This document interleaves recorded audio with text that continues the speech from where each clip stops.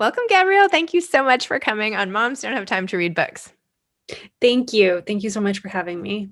No, it's my pleasure. I'm so excited to talk about Everybody Else is Perfect, How I Survived Hypocrisy, Beauty, Clicks, and Likes. Amazing cover. Love all these crossouts. Instead of I am perfect, everybody else is perfect. Fantastic. Congratulations on your book. Thank you. Can you tell listeners what inspired you to write this memoir? Yeah, I was the editor-in-chief of NYLON Media, a job that I got when I was 28, and I was thrown into this world of having a high-profile position in a really visible industry. And on the outside, my life looked really shiny and glamorous, and the truth was that in order to reach that level of success so young, I totally sacrificed my personal life.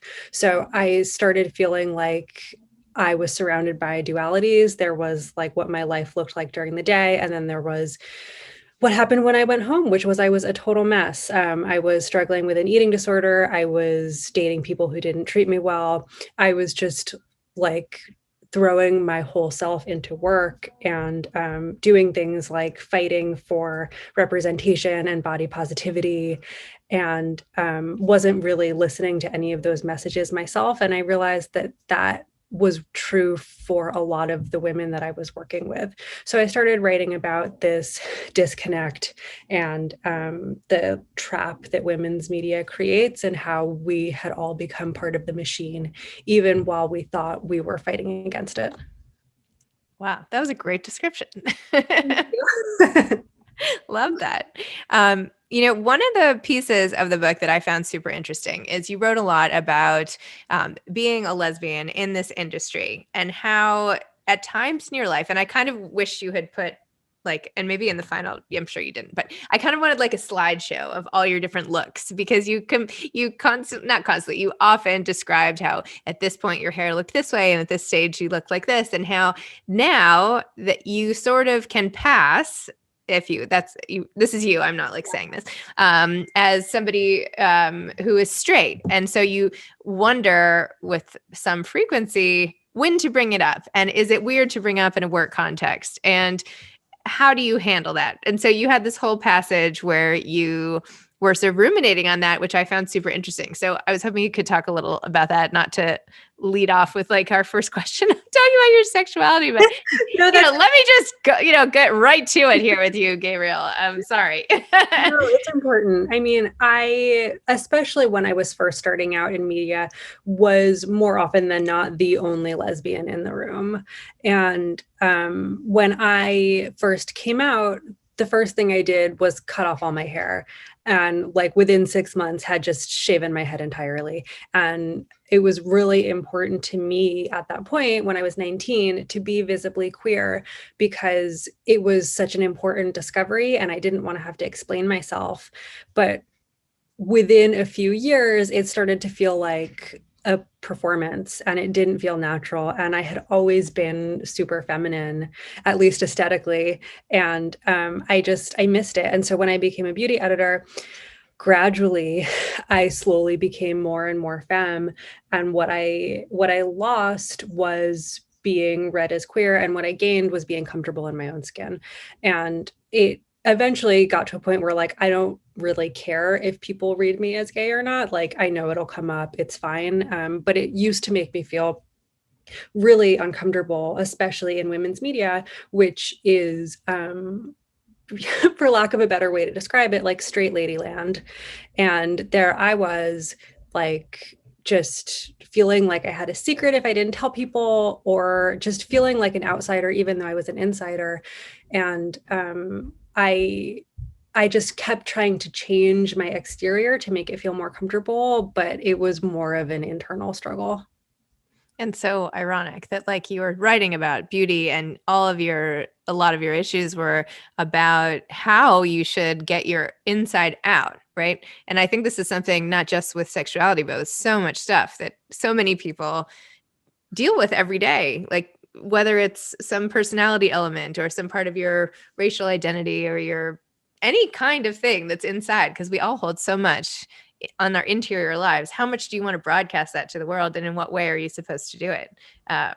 I don't know. I find it such an interesting question, but Yeah, totally. And I think with any identity that isn't like read as neutral, which I think is like white heterosexuality is read as neutral. If you are anything but that, the choices that you make in how you appear to the world speaks volumes to what you think about yourself and what you think about your worth. And it's kind of a constant conversation for everybody to figure out, like, how vulnerable do I want to be? Like, do I want my body hair showing because I love having body hair, or do I not want it showing because I don't want to deal with people staring at me? and which people to sort of let in to that. Yeah, It's exactly. your, some things you can't necessarily hide. Not that you would want to hide anything, but like some things are just so obvious, and others you get to, I don't know. I had this idea that sounds so ridiculous, but that there should be all these like, a line of clothing where you can put things like, struggling with ADHD, or like, just lost my mother, or like all these things that you may or may not want people to know, but they wouldn't know but by looking at you. And then if they did know, they might have more compassion and empathy when they spoke to you, as opposed to just making all sorts of assumptions based on maybe your blazer. Yeah. Yeah, Right? completely. And I think as people grow up, we realize that absolutely every single person is struggling with something that you'll never know about. And I Yes. think realizing that allows you to have empathy for people and be kind, even if it's hard. But I think there's definitely a period of time that most of us go through when we don't realize that. And we feel like we're the Yes. only person struggling and everybody's staring at us. And it's just not true. Yeah. I mean, the t-shirt line would have to have lots of different options, right? Totally And customizable. because also so many of the issues that are hidden are it's the specific combination of those things that makes your own experience unique. Anyway, I'm speaking in generalities, and I'm sorry. It just, when I read this part of your book, it just like sparked this whole thought. And anyway, and let's talk about, I mean, your eating disorder kind of like feeds into this. No pun intended. Like, as I'm sorry, it was terrible. I have not had enough sleep. That's why I can excuse myself and my bad puns today. Tell me about that part of your life and how it stands today. How did you get from there to here, and how do you cope with having it all in the past, or is it, just tell me what it's, go there. So, the thing about having an eating disorder is that until it's diagnosed, you don't know that it's an eating disorder. You just think that it's what you're supposed to do and how you're supposed to eat. So, I was really not aware of it for a really long time. But looking back on my life, I can remember different periods of time that I became really skinny because of things that were happening that were beyond my control. And I think it probably started in like middle school and like came and went during high school, and then came back right after I came out and was really struggling to figure out how to find my queer community, how to reimagine my place in the life I was already leading. And like the only representation I had access to was, of course, the women on the L Word who were rail thin and 6 feet tall. And it was like, oh, that's what I'm supposed to look like. Great, I can do that. And just kind of stopped eating. And it came and went for the next 10 years, I would say. And it came back with a vengeance when I started climbing the ranks at NYLON. And what was true was that the skinnier and to that end blonder that I got, the more attention I got, the more money I got, the more I was noticed by street style photographers. And so the correlation between my weight and my success was very, very real. And I was chosen by my boss to be on camera and to be the brand face. And it really felt like if I wasn't this skinny, this wouldn't be happening for me. And I'm not sure if that was untrue based on what I know about how the industry works and that particular generation of people who were making decisions for me. And it kind of just spiraled out of control during that period of time. And what ended up happening was I got really sick, and the person I was dating at the time, who I was trying to break up with, was basically like, and I had been in therapy, and she was like, you have to tell your therapist that you're not eating. So I told my therapist, and then everything kind of fell into place after that. She convinced me that I needed to see a doctor, and the doctor set me up with a nutritionist. And I had this group of women that I really respected saying to me, like, you have anorexia, you need to learn how to eat.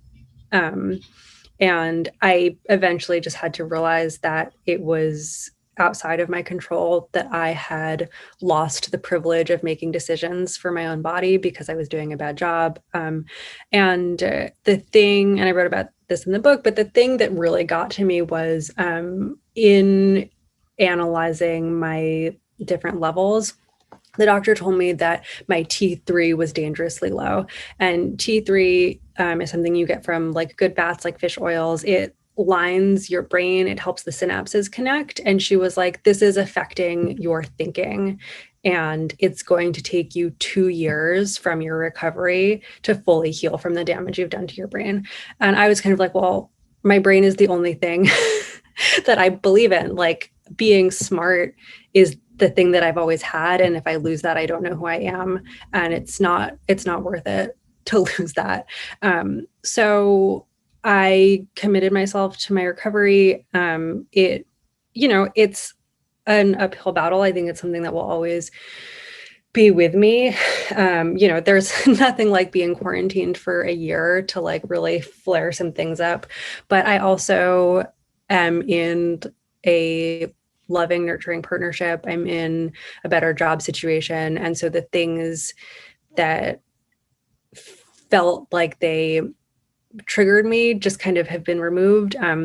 I think like what's really important to note about eating disorders is that they happen in context. People don't just like catch anorexia.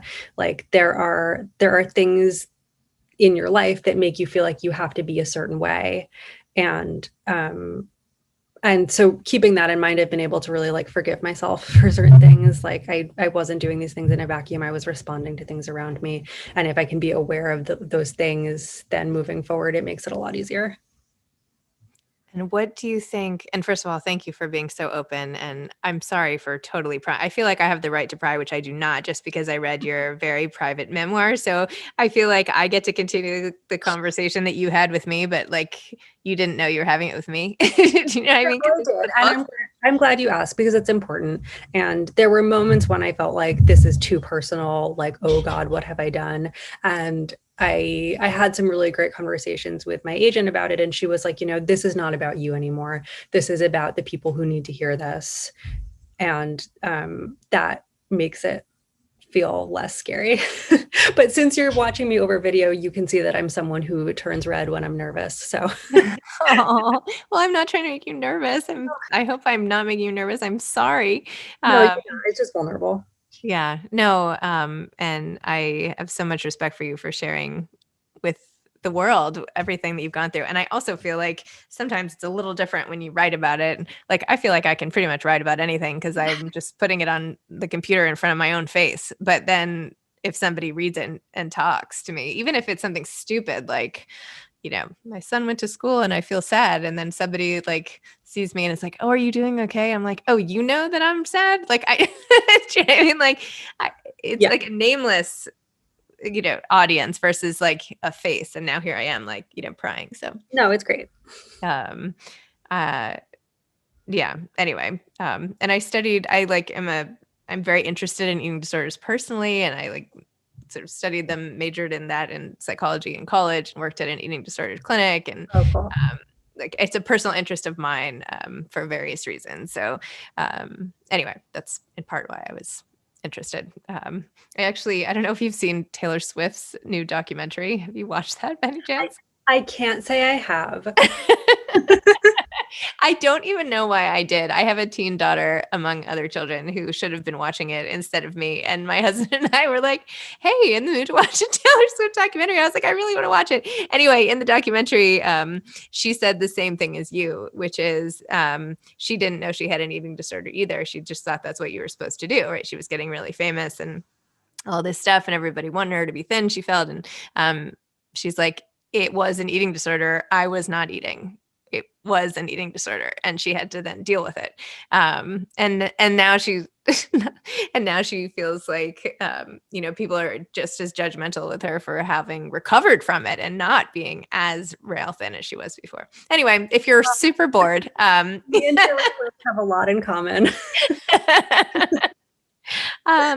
But it's one of those things, actually, yes. I mean, she's just we're all just like people trying to make it through this crazy world. And even though she has performed in front of millions of people, she struggles with some of the same exact things. And it's not so different in a way. I mean, yes, we might not all have the same trappings, but I don't know.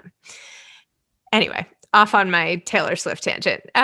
Tell me a little bit, about writing this book. I mean, I was saying how I felt writing, but maybe you didn't feel that way. How did you feel writing this book and putting your feelings out on the page like this? And was it really challenging, or was it something you felt just so needed to be said? It was both. I had moments where the writing came really easily and moments where it was really painful. And I was like, I need to figure out how to do this, how to write about these things without like re-traumatizing myself, because you do have to sit in the memory of hard things and figure out, like, practically speaking, what is relevant, what's not relevant, how do I describe this thing? And it's like taking this objectivity to your trauma that I think is in a way really helpful, and in another way was awful. And I think the hardest part was that for the majority of the book, I was working an insane job and had no time. And basically the majority of what I wrote happened on the subway, like on my phone in my notes app, because that was my 45 minutes a day where like someone wasn't asking me questions, hopefully. So it was hard to find time. And then when I had time, it was right after I left my job at NYLON and I had nothing but time. And that was also hard because I had to write a new conclusion to the book. And I think my feelings hadn't fully settled about what had happened. And I had to like try to have empathy for my future self about how I would feel about the things that were so immediate. And that was also really good because that kind of became my healing process too, was like forcing myself to reach some sort of resolution and have a positive takeaway from things that ultimately didn't feel positive at all. Wow. And that's like the definition of sort of learning and coping, right? It's like, this was your tool. Yeah. So we all get to hold it. That's so nice. So what is your new job? You referenced that you have what's your new? I am at Netflix. I joined the editorial and publishing team, which is kind of marketing, but it's social media focused, and I'm running the social media platform that is dedicated to the LGBT community. That's amazing. It's really, really fun. It's social media was like 1/8 of what my job used to be. So it's really incredible to be able to just focus on it and like know that I know how to do it and that that's just what I have to do. And it's also really amazing that I didn't create this job, that like I wasn't the person who said we have to do representation. It was like they already knew and they created the department. And I'm just like stepping into the role. It's like, it's so different. That's great. Do you have any social media tips? Anything I should do? I feel like you're like the guru now on every level. Yeah. I mean, I guess it depends on what your goal is. Like, I think the most important tip for social media is to take breaks from it, honestly. But if you want to grow your platforms, you have to use all of the new tools as they're created. And that's how the algorithm will prioritize you. Yeah, I've heard that, like the reels and all that. Yeah, which personally, I cannot do reels. I am not good at reels. Yeah, I just won't do it. So I like recorded myself walking through the house or something. I was like, this is not funny. Nobody wants to watch this at all. Me cleaning up my kids' toys. This is so boring. It's like such a specific kind of like whimsical humor. And yeah, like, I'm not good at it. I'm not good at it. No, I mean, I mean, not that you're actually asking, but my goal is not so much to build my platform, it's to make it better. Like my Instagram is private, and I mean, maybe I shouldn't say this, but I don't let that many people follow me because I put a lot of personal stuff out there, and I was getting very nervous by some followers, and I was like, I don't care if I have a zillion followers. Like that's not what I'm trying to do, at least for my personal page. Like I don't know, but I would like to make it better and more engaging. And, I use it mostly to write. I mean, I honestly like, like you were saying with your book, like I have something painful happen and I put it, I mean, I can't believe it's become this, but it's like my sort of like real-time diary in a way, like even if it's a paragraph of how I'm feeling, and I get so much immediate feedback. It's amazing. I have found it to be, at least not for my podcast page, but at least for my personal page, you know, this untapped resource of like a support group of sorts, and different people sort of rise to the top of the bubble depending on what the issue is, right? And so that's interesting too. It sounds like you're using it in the exact way that you should be using it. Oh, okay.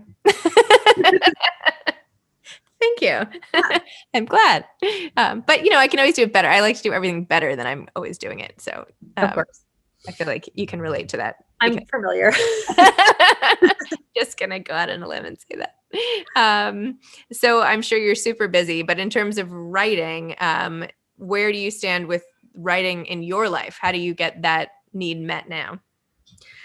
I have actually been doing a lot of writing this year, or I guess in 2020, because I just having reasonable work hours has been life-changing, and not having a commute has been life-changing. Like, it's never been hard for me to think of things to write. It's been hard for me to find the time.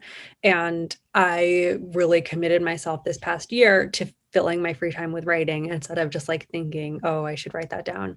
So I started writing a novel. Oh, that's exciting. So we'll see. I mean, it was the most fun I've ever had doing a thing. So I'm hoping that it resonates with someone somewhere. I mean, in hindsight, I just wish that I had like taken 3 weeks off from work to write Everybody Else Is Perfect. Like, I could have saved myself so much sleep if I had just done that, but it like really wasn't possible. I was so tied to my office. So I'm really envious of people who are full-time writers who can just do that and live comfortably. I think it's a really hard thing to do. And I like having my health insurance. So I also, having heard from lots of full-time writers, the excess of time can be a constraint as well. It can be overwhelming when when your day is cleared to write and be creative, right? There's something, what you were saying, the image of you writing on your phone in the subway is like from another lifetime, right? The being packed together and like holding up your phone and like that whole thing. But you fit it in because you had to, right? It's like, give a busy person something to do. And like you said, even still, like when you had all day, that was also hard. So I feel like some writers, although grateful, and I don't want to speak for other people, but it can be oppressive having that much time and having to produce something of high quality when so many other distractions are always around. So it's always glass half full, I think. Totally. And I think it's also important to be like experiencing the world while you're writing about it. And I think like there is a really real reason why I didn't have any ideas for a book when I was 22, and that's because I hadn't like lived it all. And if it weren't for the experiences of the past 10 years, I'm not sure if my perspective would be something that could fill a whole book. Like, you have to have experiences to have something to say. So I think that's also what makes it hard when you have nothing to do but write, is that like, it's just you, and it's so solitary. And I think you talking to yourself only gets you so far, at least for me. Yep, it's true, especially for nonfiction. That's completely true. I mean, imagine how much more you'll have to say when you're my age. I mean, I'm 44. I mean, you're going to have so much more that's happened. And then I think of people who are like 70 writing their stories. Every year there's more material. Even something that I was like thinking of doing before the pandemic, I had like left this like half finished book proposal, and I looked at it recently and I was like, oh, because I hadn't lived the last two parts of my book. And then I like put them in. I was like, ah, well, okay, now it's done. Yeah, Right? exactly. So anyway, well, what is your parting advice to aspiring authors? I know we've talked a lot about writing, but if you have any parting advice. Yeah, I mean, I think the thing about writing is you have to just do it. Like, I think I think within the aspiring, it's so easy to feel like if you just wish for it hard enough, it'll happen. And it's not going to happen like that. You have to just commit yourself to doing a lot of hard work and like making time for it and putting yourself out there and pitching it. Yep, that's pretty true. That's great advice. Well, thank you. Thank you for your book. Everybody else is perfect. Thank you for letting me like talk to you in like I'm a total stranger about all these personal issues, and thank you for being brave enough to share them and respectful and all that stuff. So thanks. Thank Thank you. you. It was a pleasure talking to you. You too. Take care. Bye. Bye.